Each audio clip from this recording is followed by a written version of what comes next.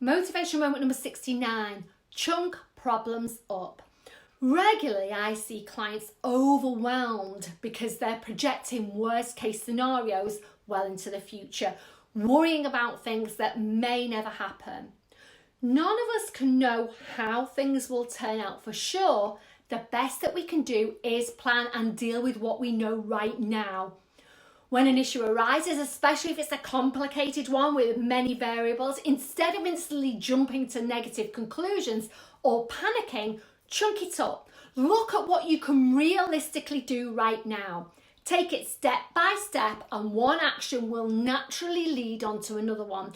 You don't have to have all the answers to the overall problem right from the start. Simply have an idea of how you would like the outcome to be and deal with what's right in front of you now, adjusting your actions as things unfold. After all, a SatNav does not give you all the directions at once. You get them individually. It adjusts the route as obstacles such as traffic jams arise.